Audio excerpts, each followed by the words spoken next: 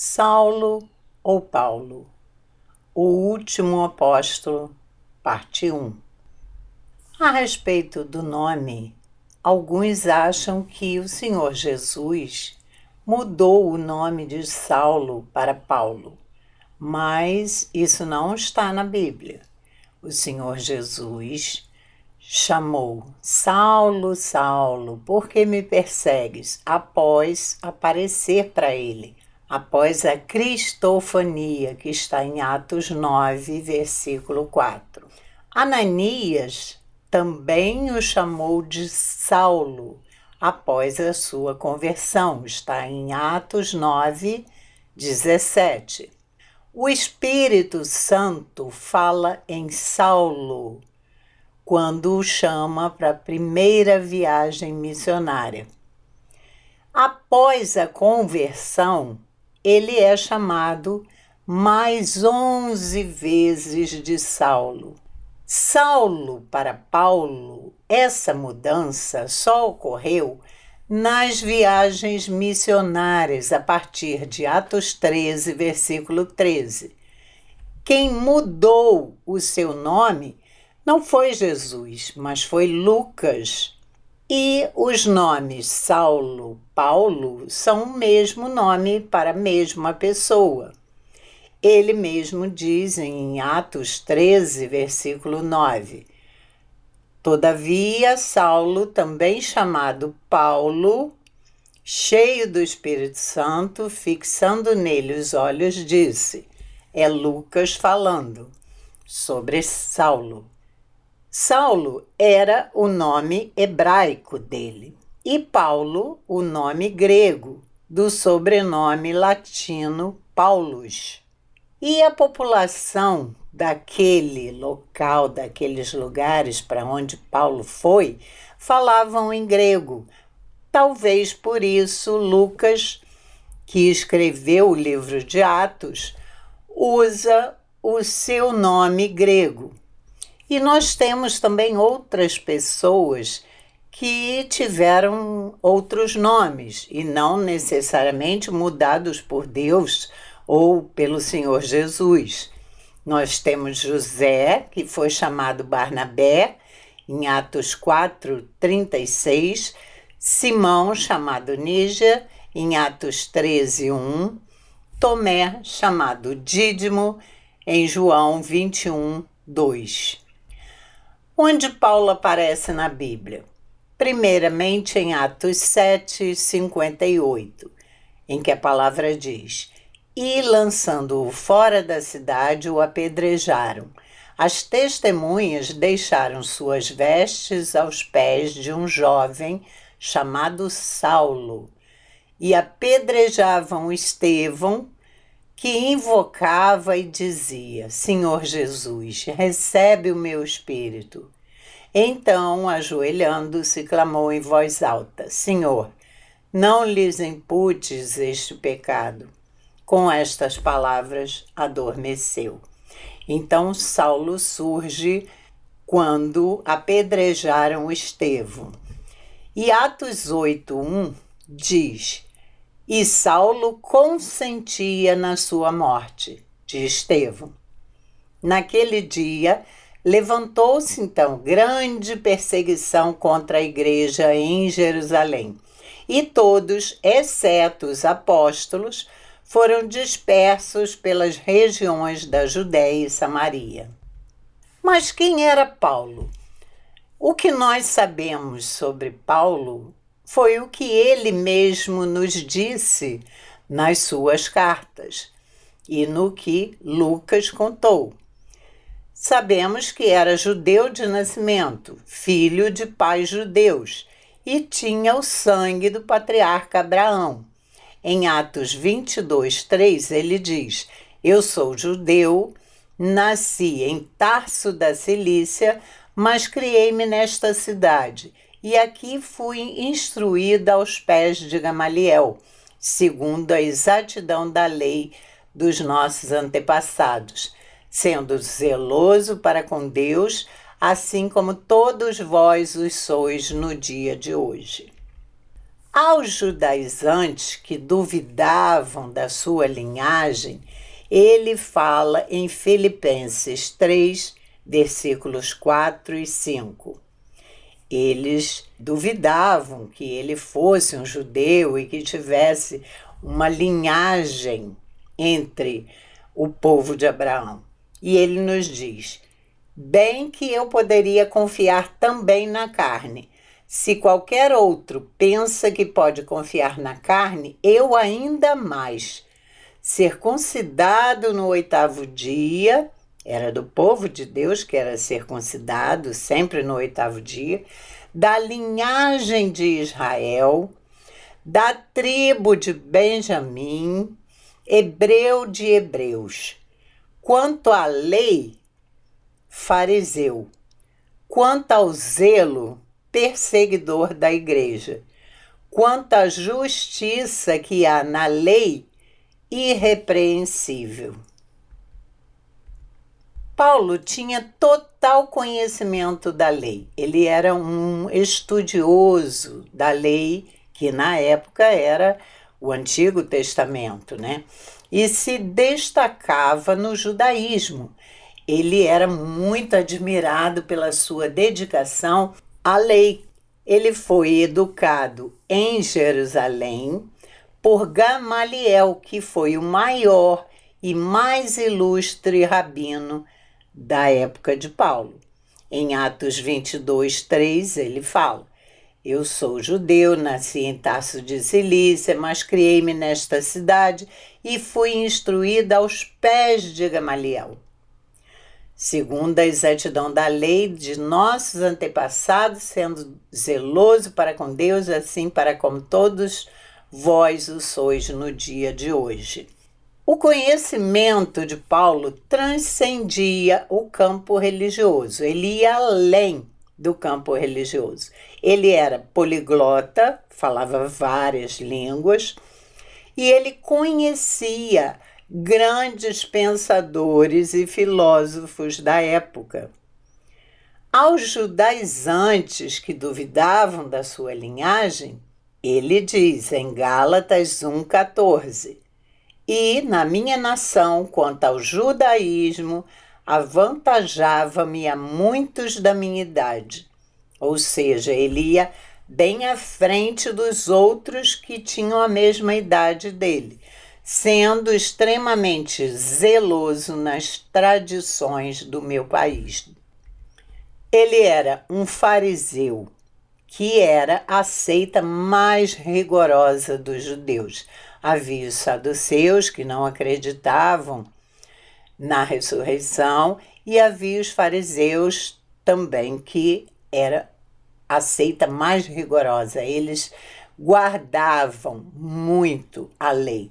Quando ele fala com o rei Agripa, quando foi acusado, isso está em Atos 26, 5, ele fala sobre isso, que ele era fariseu, ele mantinha as tradições da lei. Ele ia às sinagogas, ele dava o dízimo, jejuava, e como fariseu era o grupo mais ortodoxo de Israel. E o pensamento de Paulo era, na verdade, desbaratar qualquer vertente religiosa. Ele não aceitava que surgissem novas vertentes, como surgiu o cristianismo na época, né? Jesus, ele não acreditava que Jesus era o Messias. E ele queria acabar com isso tudo. Ele não suportava novas vertentes. Para ele eram heresias, fugiam à lei que até então ele conhecia. Ele fazia parte do Sinédrio, que era a reunião dos maiores sacerdotes da época. E ser membro do Sinédrio era ser um dos principais religiosos da época. Então, ele era respeitado pelo seu conhecimento, pela sua religiosidade e também pelo zelo que ele tinha com a lei e com as tradições de Israel. Mas mesmo filho de judeus, ele também era cidadão romano. Nasceu em Tarso da Cilícia, que era uma província romana. E ele nos conta isso em Atos 22, 28. Respondeu-lhe o comandante: a mim me custou grande soma de dinheiro este título de cidadão, disse Paulo, pois eu o tenho por direito de nascimento. Ou seja, alguns compravam o título de cidadão romano, mas ele nos afirma aqui que ele tem esse título por nascimento. E por isso ele gozava de alguns privilégios, né, também como cidadão romano. Ele não podia ser açoitado, isso está em Atos 22, 25. Por 2 vezes ele usou o seu privilégio. Em Filipos, que era uma colônia romana, em que ele foi açoitado e foi preso ilegalmente. Aí ele acaba dizendo que ele é um cidadão romano e as pessoas tiveram que pedir desculpas a ele, né? E também em Jerusalém, quando ele foi amarrado e estava indo para o açoite. Em Atos 22, 25, ele nos diz, é Lucas quem nos diz, quando o estavam amarrando com correias, disse Paulo ao centurião presente, ser-vos-á, porventura, lícito açoitar um cidadão romano sem ele estar condenado? E aí foi uma reviravolta, porque ninguém sabia que era cidadão romano e foram falar com as autoridades e as autoridades tiveram que pedir desculpas a Paulo e liberá-lo. Então, a humildade da pessoa está em não fazer alarde daquilo que é. Hoje nós vemos várias pessoas que são as primeiras a dizer, você sabe com quem você está falando? Paulo não era assim. Ele usou, sim, o seu privilégio, mas apenas em 2 vezes para escapar, porque ele foi preso ilegalmente. Então, a humildade da pessoa é não fazer alarde do seu conhecimento, do seu poder e da sua influência, o que nós não vemos hoje em dia, né? As pessoas realmente humildes jamais deixam de afirmar o que são, a não ser que isso seja para contribuir para o bem, que foi o que Paulo fez. Um perseguidor implacável. Muitos crimes foram praticados por ele e por outros em nome de Deus, durante toda a história do cristianismo. Paulo foi um perseguidor implacável. Isso está em Gálatas 1, versículo 13. Ele fala isso. Ele usou a sua influência e a sua força para perseguir os discípulos de Cristo.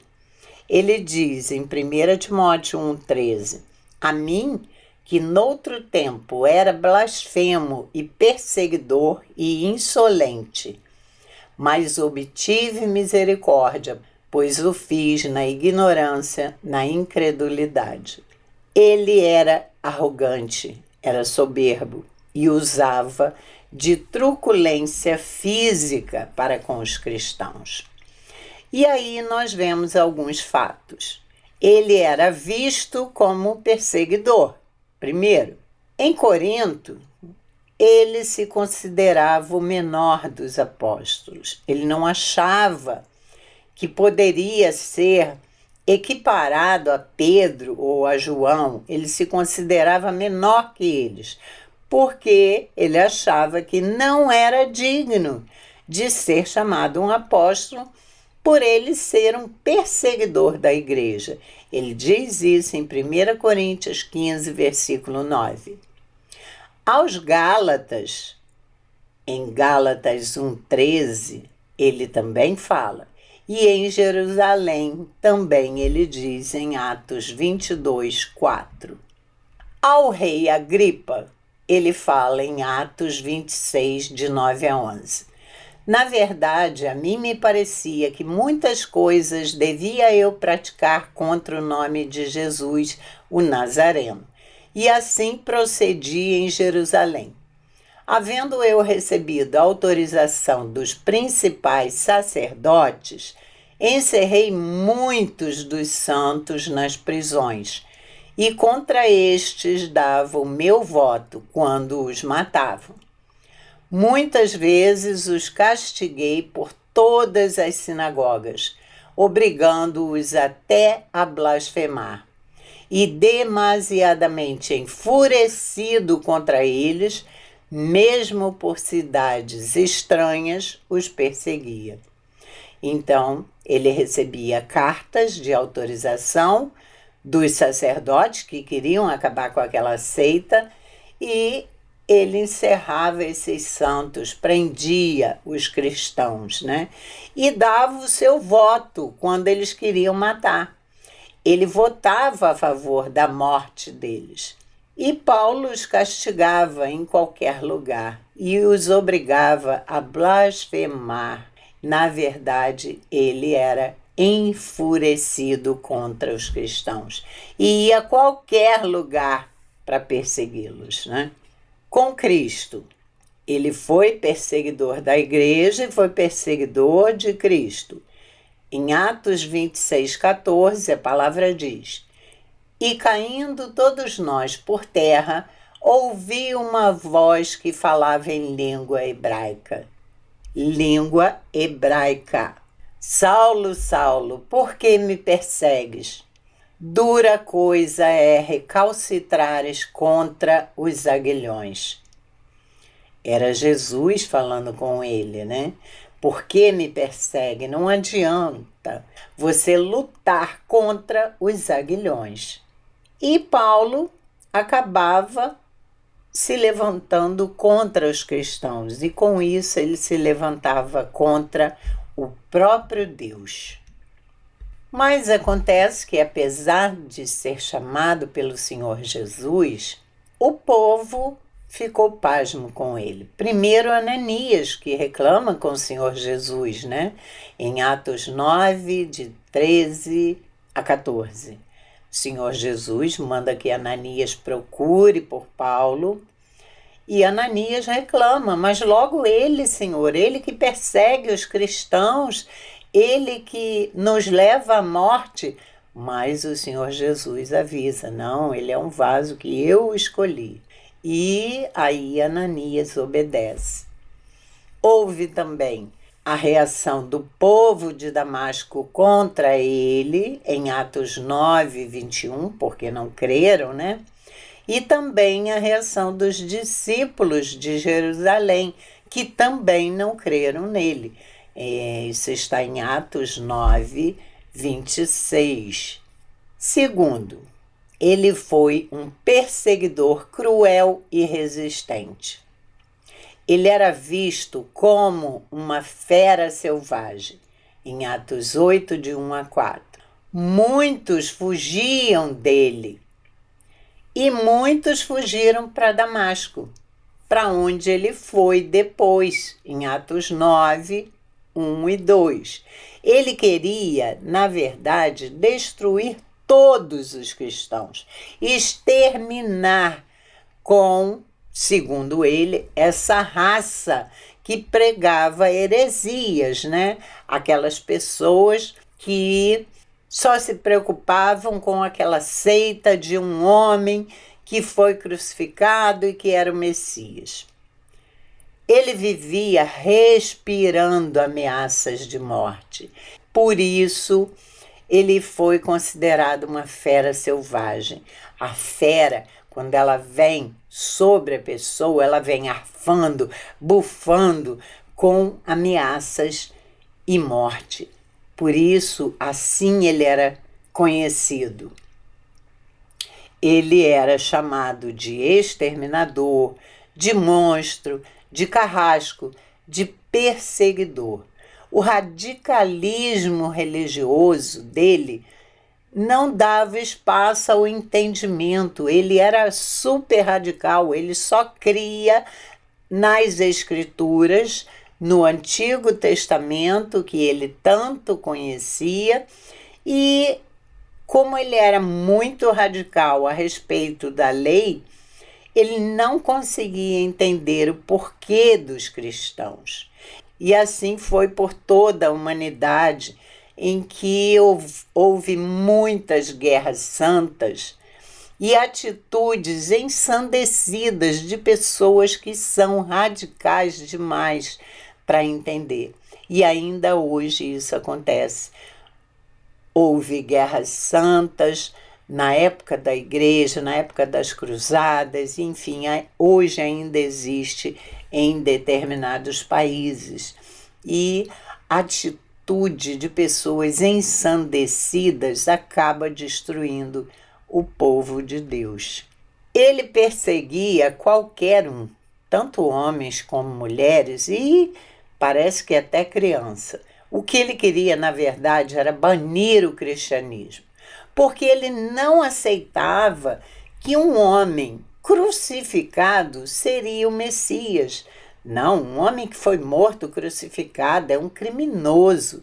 A cruz era para malditos, nunca para um Salvador, porque ele não tinha entendimento do porquê Jesus veio para nós, do porquê ele teve que morrer na cruz. E é claro, ele não acreditava naquelas histórias de ressurreição que os apóstolos pregavam, né? Então, ele não aceitava jamais que uma pessoa que morreu crucificada, que era maldita, poderia ser o Salvador. Por isso, a fúria de Paulo era mais por Jesus do que pelos cristãos. Mas isso não anula o propósito de Deus. Em Gálatas 1:15, 16, ele diz: quando, porém, ao que me separou antes de eu nascer e me chamou pela sua graça, aprouve revelar seu Filho em mim, para que eu o pregasse entre os gentios, sem detença, não consultei carne e sangue. Então, os propósitos de Deus foram cumpridos, né? Que era transformar Paulo. A consciência dele, entretanto, já estava sendo aferroada, porque ele passou a ver que os discípulos, quando morriam, eles estavam serenos, tranquilos, eles cantavam, eles oravam. E isso para ele era algo furioso. Como pode essas vítimas, na hora da morte, estar cantando e orando? E isso começou a mexer com a cabeça dele, antes da conversão. E aí, aos pouquinhos, o touro bravo foi domado. Terceiro, ele foi um perseguidor violento. Ele usava os recursos da lei. O que ele tinha? Cartas de autorização dos sacerdotes para perseguir os cristãos, porque os sacerdotes também tinham interesse em acabar com o cristianismo. E por isso davam a ele essas cartas, autorizavam Paulo a perseguir. E a perseguição dele tinha ar de legalidade, né? Ele estava legalmente fazendo aquilo que os sacerdotes permitiam. Ele era o braço repressor da lei. E hoje nós vemos, e durante todo o tempo da igreja e muito antes, que muitas pessoas usam a própria lei para oprimir o pobre. Hoje, então, nós vemos isso perfeitamente. Os homens fazem leis e também torcem as leis que existem e manipulam essas leis para os seus propósitos, que nunca é para o bem. Ele castigava nos seus redutos. Ele castigava a todos os que estavam em sinagogas. Ele ia a cidades estranhas, ou seja, além dos limites de Jerusalém, para caçar os cristãos. Ele não respeitava os recintos sagrados. Ele ia a qualquer lugar somente para pegar cristãos. E usava o pior, a tortura psicológica. Ele forçava os cristãos a blasfemar. Isso está em Atos 26, 11. Isso era o pior, porque os cristãos, muitos com medo da morte, acabavam negando o nome de Jesus. Nós sabemos que os nazistas, na época da perseguição aos judeus, com essa tortura psicológica que eles usaram, eles levaram muitas pessoas à loucura. Hoje essa tortura é considerada um instrumento aviltante e ignominioso, mas ainda existe a tortura física. E o ódio de Paulo era contra Cristo. Por isso o Senhor acaba falando com ele, porque o Senhor foi colocando coisas na cabeça dele, foi mostrando que os cristãos morriam serenos e foi colocando pensamentos diferentes na cabeça dele, mas não adiantou.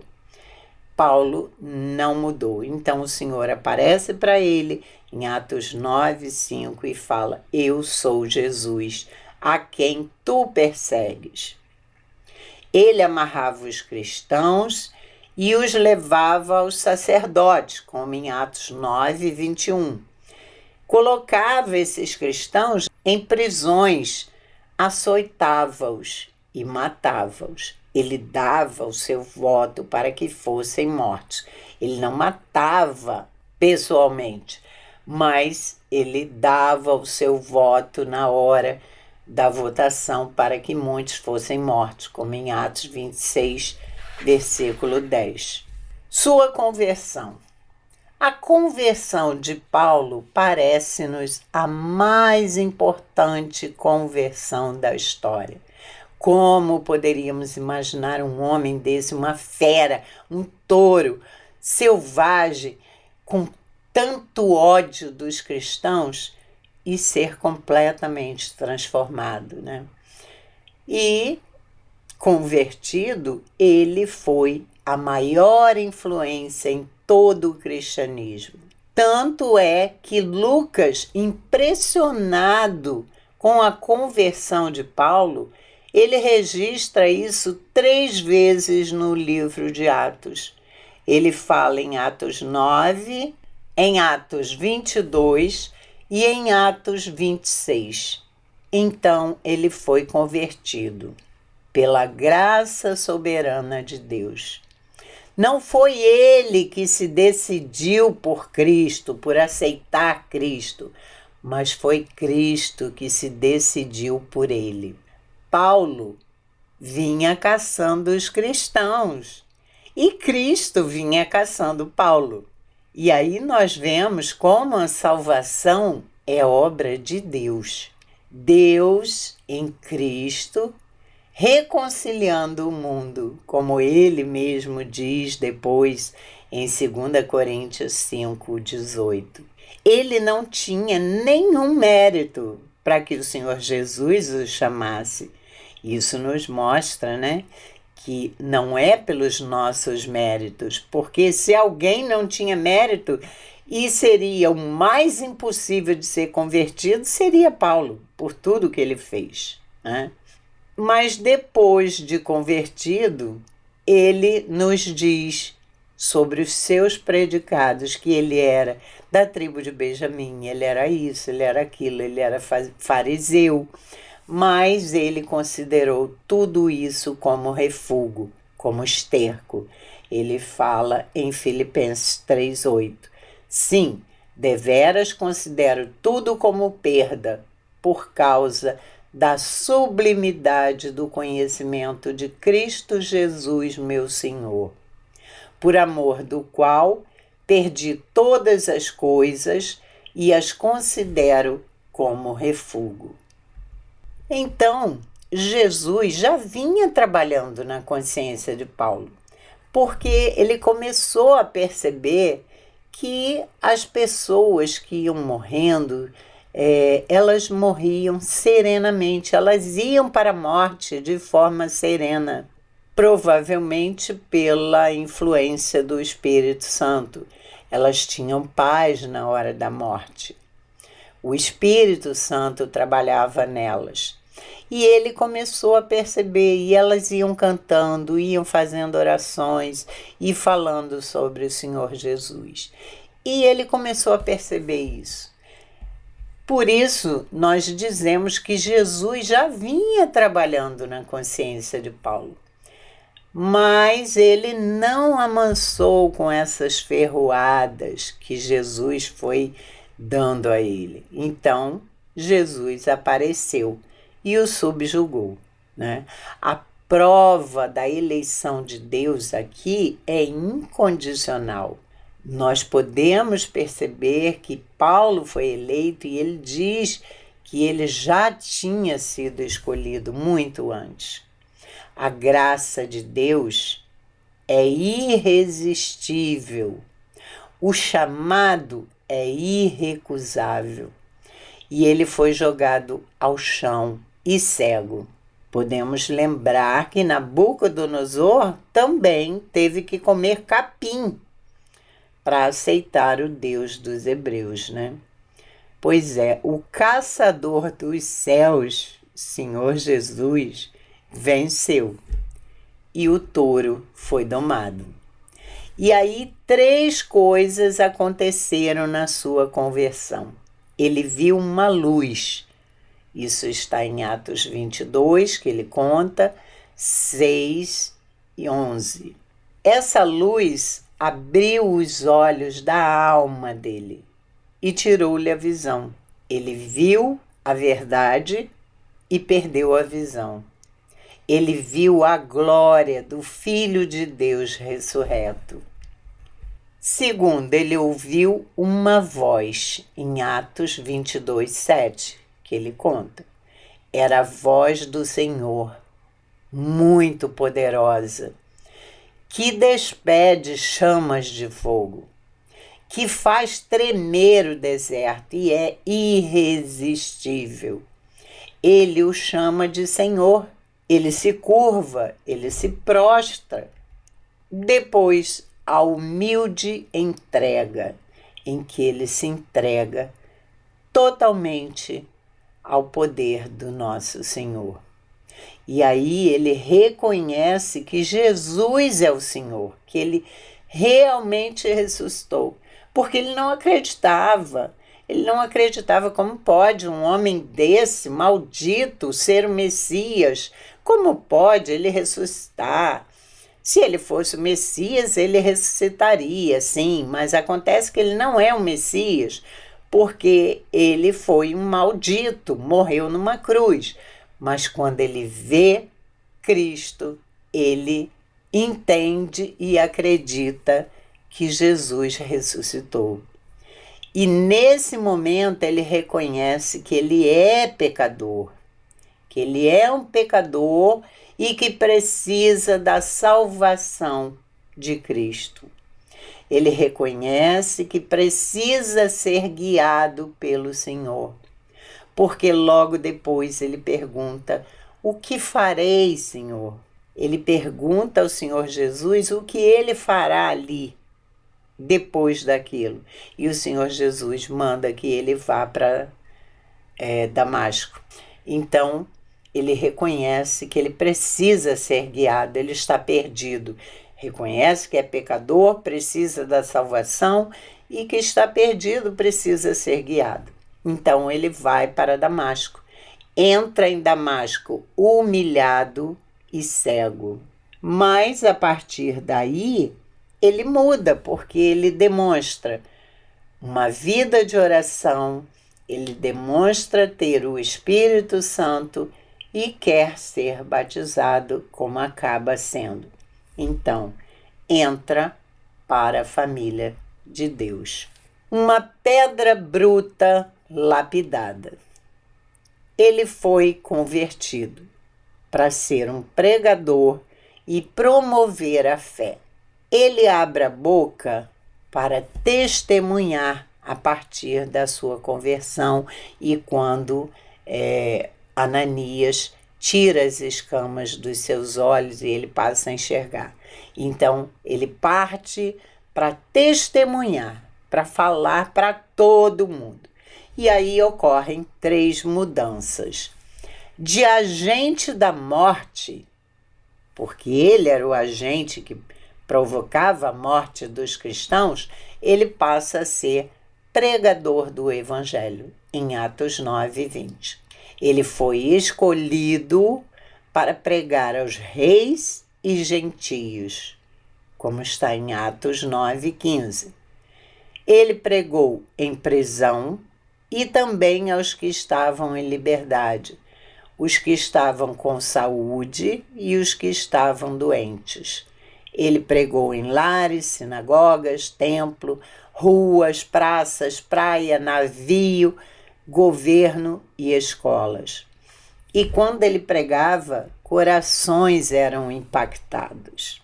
Segundo, ele passou de um devastador de igrejas, que anulava as igrejas que se formavam, em casas, em locais em que as pessoas se reuniam, porque ele ia lá e prendia todo mundo. Ele passa de devastador a plantador de igrejas. Ele vai fazer exatamente o que os cristãos faziam. E ele se torna o maior evangelista, maior missionário, maior pastor, maior pregador, maior teólogo e maior plantador de igrejas. E ele planta igrejas na Galácia, nas províncias da Macedônia, em Acaia e na Ásia Menor. Ele passa também de receptor de cartas a escritor de cartas. Ele recebia as cartas dos sacerdotes com as autorizações para perseguir os cristãos. Mas daí ele muda e passa a ser escritor, como está em Atos 9:20. E ele é o maior escritor do Novo Testamento, pois escreve 13 cartas, que até hoje são alimento diário para os cristãos. Suas palavras são luzeiros que brilham, são pão que alimenta, são verdades que ensinam, exortam e levam a Cristo, porque são inspiradas, pelo próprio Deus. Mas o amadurecimento de Paulo não foi assim tão rápido como a sua conversão. Foi progressivo. Ele plantou igrejas na Galácia, nas províncias da Macedônia, na Acácia e na Ásia Menor. E ele começou pregando em Damasco. O que ele pregava? Em Damasco, assim que ele foi convertido, ele só queria pregar que aquele a quem ele perseguia era o Filho de Deus. Ele dizia isso. Olha, aquele a quem eu perseguia era o Filho de Deus. Isso está em Atos 9, versículo 20. Mas a pregação dele causou espanto à igreja, Como está em Atos 9, 21. Porque as pessoas falavam, não é esse aí, aquele que perseguia os cristãos, e não acreditava muito nisso.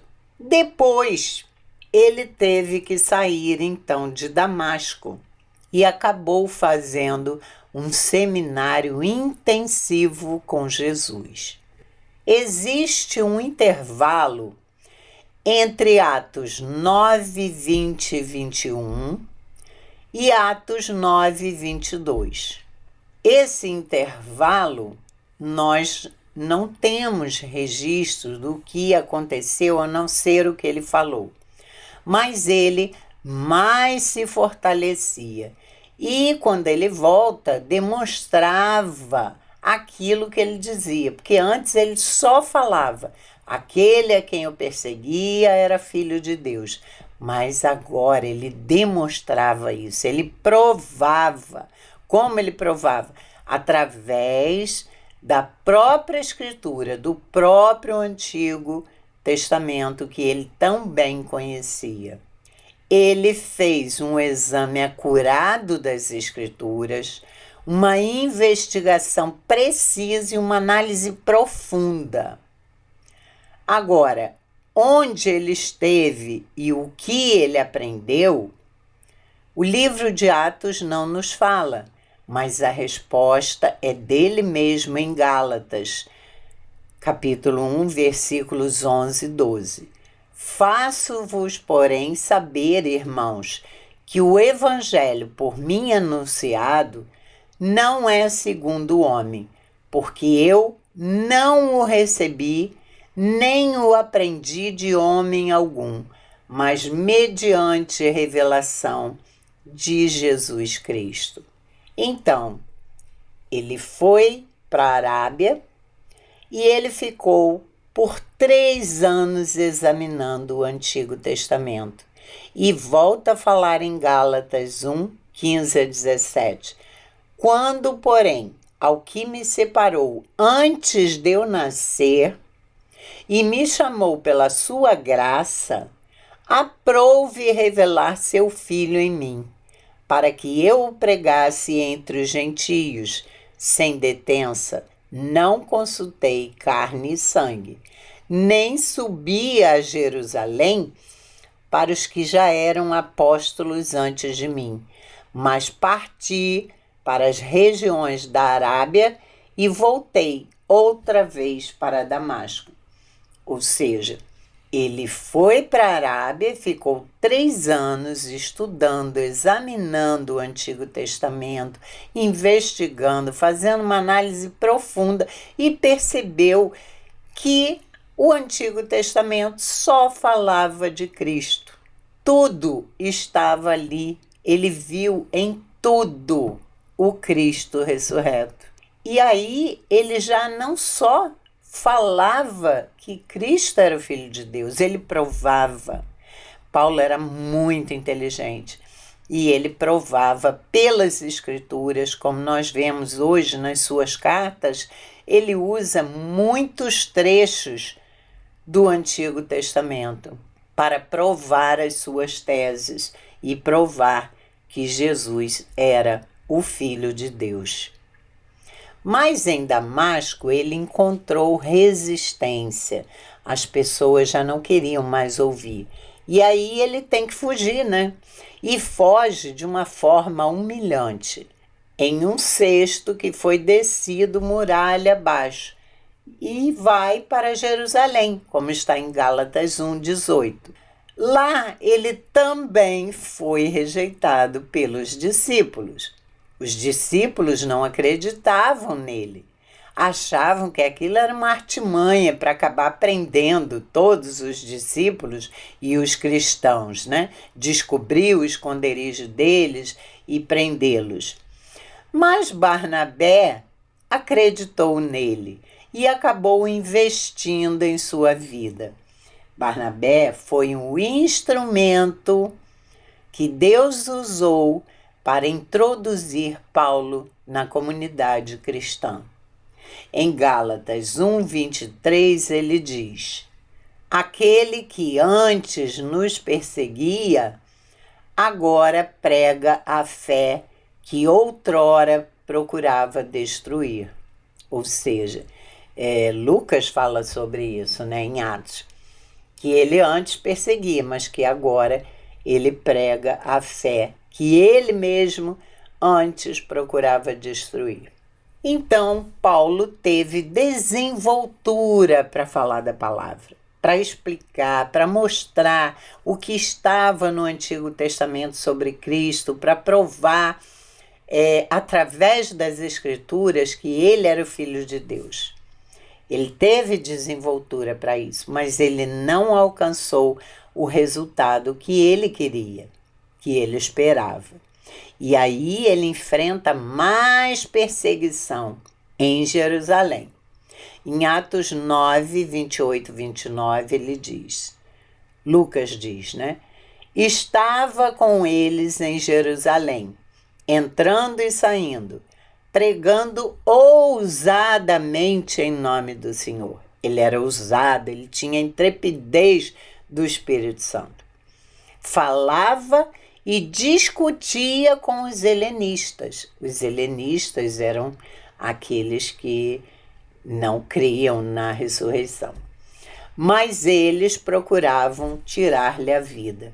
Ele discutia, falava, ele tinha intrepidez, ele ousava, ele discutia, mas esses helenistas procuraram tirar-lhe a vida.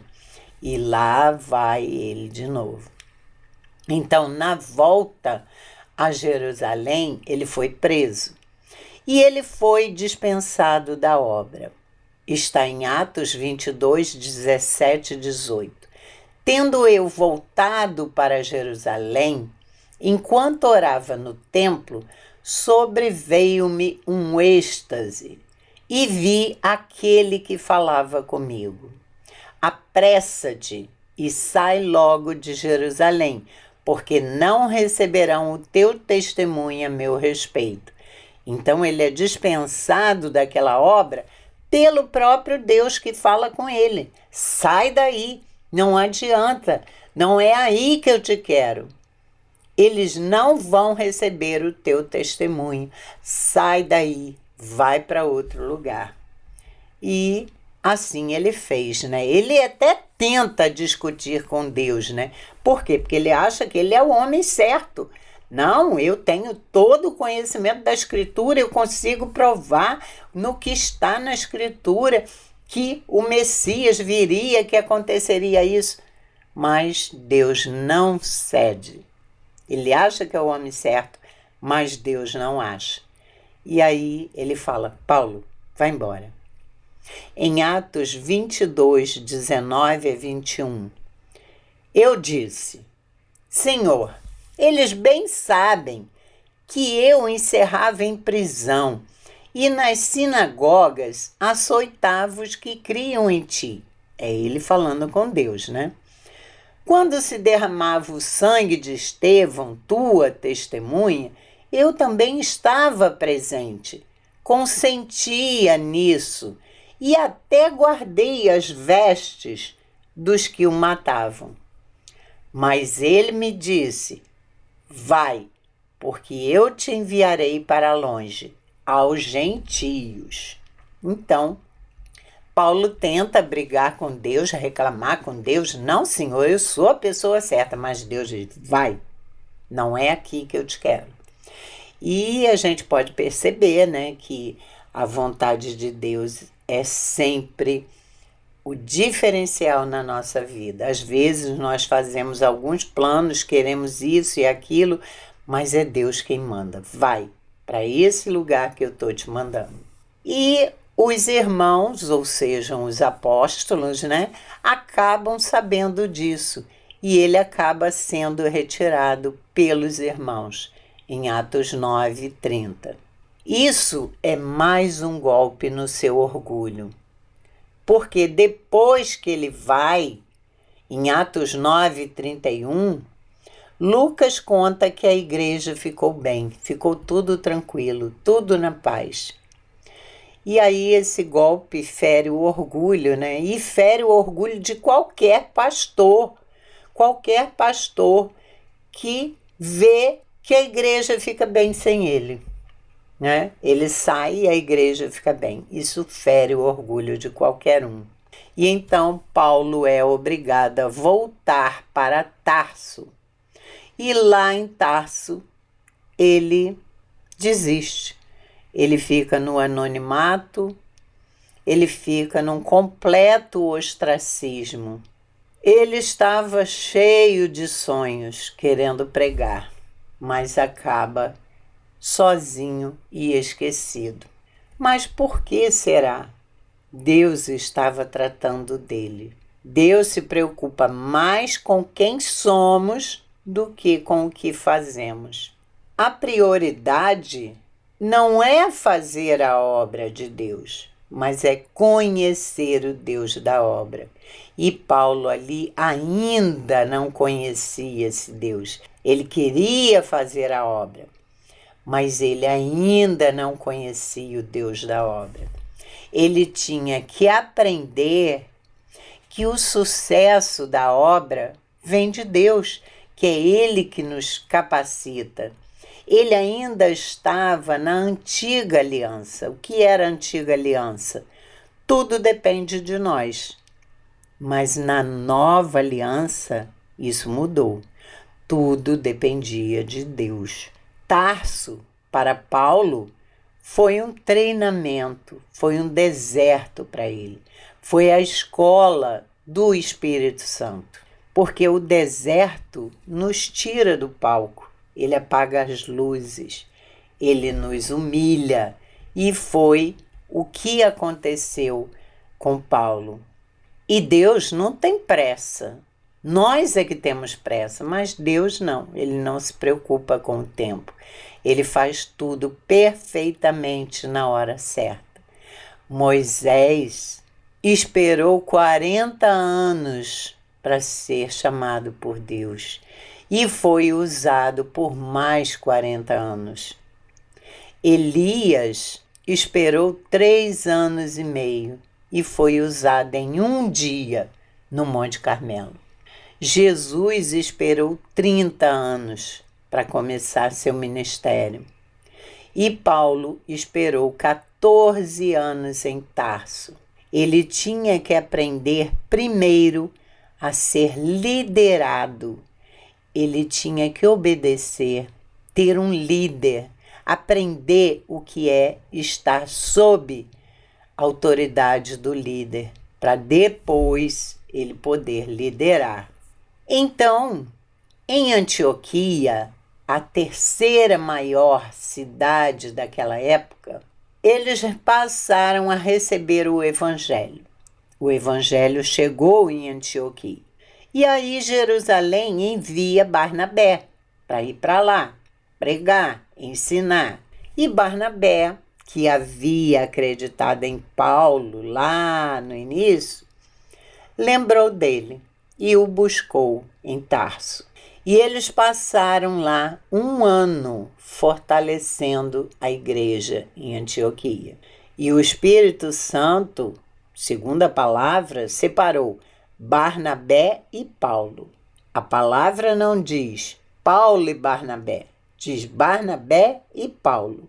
Barnabé era o líder, porque Paulo precisava ser liderado.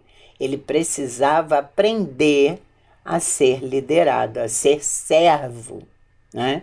E isso era Deus ainda trabalhando nele, ensinando a ele dependência, moldando o caráter de Paulo, para que ele aprendesse não só a dependência, como a se submeter também a outras pessoas. Ele se achava um maioral. Eu sei de tudo, eu posso provar, Senhor. Ele briga com Deus, eu posso provar, eu sou o homem certo.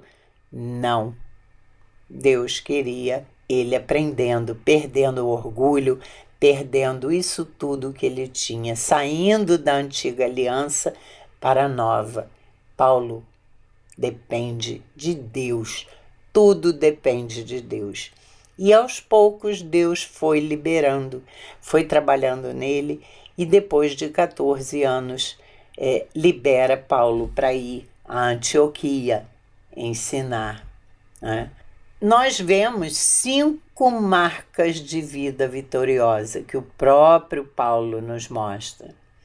Um otimismo indestrutível, um sucesso constante, um impacto inesquecível, uma integridade irrefutável e uma realidade inegável. 2 Coríntios 2, 14 a 17 e 3, de 1 a 3. E em 2 Coríntios 2, 16, O próprio Paulo nos fala: quem, porém, é suficiente para essas coisas? Mas ele não responde ali. Ele responde só no outro capítulo, em 2 Coríntios 3, 5. Não que por nós mesmos sejamos capazes de pensar alguma coisa, como se partisse de nós. Pelo contrário, a nossa suficiência vem de Deus. Então, ele finalmente aprendeu a lição, que tudo o que ele fazia vinha de Deus, que a sua capacidade vinha de Deus. E ele, aprendendo a lição, aí ele está pronto, finalmente. Conclusão: nós temos que saber que a obra do crescimento da igreja, da pregação do evangelho, tudo é obra de Deus, do início ao fim. É uma obra transformadora, que às vezes parece impossível. Você olha para uma pessoa como Paulo e imagina como essa pessoa vai ser convertida, mas Deus faz. Ele nos chama pela sua graça, graça que ele dá a quem ele escolheu. Ele nos capacita, mesmo que demore para nós, porque nós temos pressa, né? Quando somos convertidos, queremos pregar, queremos fazer e acontecer, mas não. Deus quer nos dar um tempo, Ele quer nos capacitar. É durante esse tempo que vamos adquirindo os dons e vamos utilizando tudo aquilo que vamos aprendendo para a pregação do Evangelho. Isso pode demorar. Para nós demora, né? Para Deus é rápido, mas é Ele que nos capacita. E lutar contra isso não adianta. Paulo tentou, pregou em Damasco, não deu certo, teve que fugir, foi para Jerusalém, os discípulos não acreditaram nele, os helenistas mandaram prendê-lo, ele teve que voltar para Tarso, ficou triste, ficou recluso por 14 anos, até que ele se entregou a Deus. Não adiantava ele lutar. Só quando ele aceitou que tudo vem de Deus, que se entregou a Ele, aí ele pôde continuar a obra. E os planos de Deus não podem ser frustrados, né? Nós não conseguimos mudar. Deus tem um plano perfeito, muito maior do que nós imaginamos. Por isso devemos sempre nos colocar nas suas mãos, porque é Ele que guia o nosso caminho. É Ele que vai nos capacitar e nos guiar para que possamos ser usados e fazer a sua vontade. Finalmente, Paulo foi convertido, brigou muito, foi intrépido em pregar, mas não era assim. E Deus fala com ele: calma, fica quieto, não chegou a hora, aprende, seja humilde, seja liderado, seja servo. E depois de 14 anos, quando ele aprendeu, aí o Senhor liberou Paulo para que fosse ainda sob os cuidados de Barnabé, liderado por Barnabé como servo e não como líder, começar a sua primeira viagem missionária.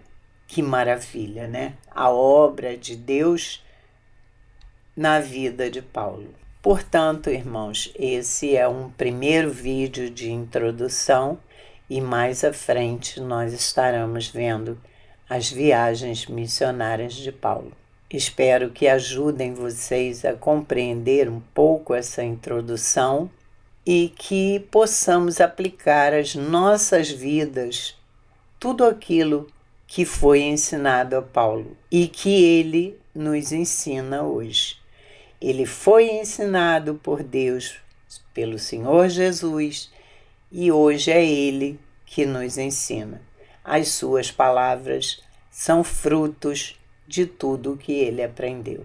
Portanto, irmãos, tentem estar sempre lendo a palavra, as cartas de Paulo, que são importantíssimos para a nossa vida, em todas elas. E até a próxima.